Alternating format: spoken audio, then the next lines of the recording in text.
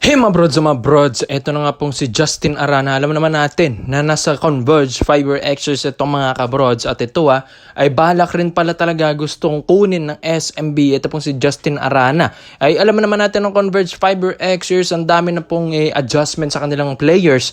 Lalong-lalo na 'di ba yung mga past few seasons nila ay parang nagtatanking nga sila sa mga first pick, second pick, third pick ng first round ng ating PBA Draft 2024. At ngayong tapos na mga kabrods at nakuha pa nila si Justin Baltazar, ay dito na nga parang gustong kunin naman ng SMB si Justin Arana ngayon. So kumbaga, iniisip kasi ng SMB, andyan naman na si Justin Baltazar, but kailangan pa nila ng Justin Arana. Pero mga kabrods, if ever man hindi talaga papayag ang Converge Fiber Xers dito, ay dito natatapatan ng SMB ang offer kay Justin Arana, one-on-one trade mga kabrods. Payag nga at balak nga ng SMB i-trade ito pong si Tautua kay Justin Arana mga kabrods. Pero di hamak naman mas malaki si Mo Tautua kay Justin Arana mga kabrods. Si Arana ay nasa 6'5 or 6'6 lang din ang height, pero si Tautua nasa 6'7 or 6'8 ang height nito mga brods. Pero kung babasihan nyo ang laro, mas effective si Justin Arana mga brods. Mas maganda yung footwork sa ilalim, mas matigas at ang lakas din talaga kung bumalya nito. Kaya dito sila nagustuhan ng SMB mga kabrods. Kaya ito pong si Tautua, ready na rin naman niyang i-ship kay Arana mga kabrods kung talagang papayag ang Converge dito mga kabrods. At alam ko malakas-lakas naman talaga ang Converge Fiber Xers, lalong-lalo na adjustment sa kanilang players. At ngayon days na lang mga kabrods, magsisimula na ang ating Governors Cup 2024 mga kabrods. Kung di man ako nagkakamali doon mga kabrods. At ito na nga, itong si Arana, once kasi na mapunta mo ito sa SMB, ay syempre alam natin ng SMB mas lalakas lalo, mas magiging effective sa ilalim, mas magkakaroon ng magandang backup si Junmar Fajardo kahit small lang or undersized. Ito pong si Arana sa kanyang position mga kabrods. Dahil ito pong SMB gusto nga nila mag-rebuild ng panibagong lineup kung saan gusto nila yung mga batang players mga brods. Like ganito, ang Converge Fiber Xers na mga batang players ay gusto nilang kunin yung mga players na magagaling dito. Di ba nga, ito pong si Jeron Teng, galing na rin itong Converge Fiber Xers, pero nasa na ngayon? Nasa SMB. So, kayang-kayang kumuha talaga ng star player ng SMB na galing Converge Fiber Xers. Pero itong si Arana, medyo may hirap at kailangan lang kulitin pang Converge dito dahil isa rin kasi ito sa mga go-to guy nila at consistent na player mga kabrods. Siguro nga pag nangyari ito ay talagang tiba-tibang SMB dito. Dahil bata si Arana, mas magaling pa at mas effective pa kaysa kay Mo Tautua. Kaya mga kabrods, alam ko pag-iisipan ito ng mabuti ng SMB at syempre gusto rin nilang bumawi this season pagkatapos nga sila ngayon matalo at masilat ng Meralco Bolts last season mga brods, at upset ngayon para sa kanila. At ito, gusto nilang bumawi ngayong Governors Cup 2024. Kaya 'di ba, daming adjustment din ng SMB. From Toros Joguela na import nila to Jordan Adams agad, kung saan nag-ship agad at nagpalit agad ng import ang SMB. Kaya yung mga ganitong impossible trades na si Justin Arana to SMB ay hindi na ako magugulat mga kabrods. Kayang-kaya naman talaga nilang kumuha dyan ng mga star players, at ang patunayan na yan ng si Jeron Teng ay naglalaro na sa Beermen. Kaya komento mo lang ang opinion mo dito mga brods sa Arana to SMB. So dito naman po tayo sa kabilang balita naman natin mga kabrods.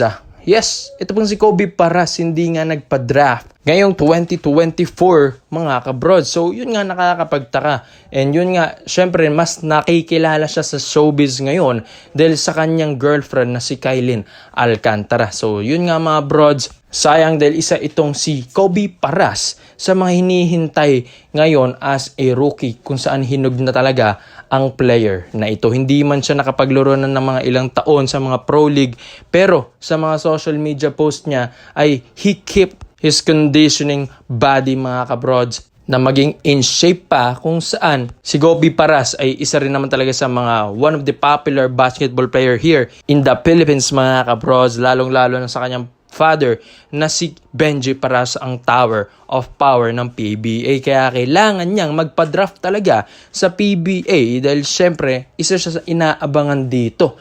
Hindi na nga rin siya na-renew ng Japan B-League, di ba? Kaya kailangan kumuha or mag-apply ulit ng panibago si Kobe Paras sa rookie draft. Baka next year na naman ito, mga kabrods. Pero ito pong Barangay Nebra San Miguel ay balak rin pala talaga dapat i-draft ito pong si Kobe Paras, mga kabrods, dahil syempre iba rin naman ang skill set nito, hindi rin basta-basta ito.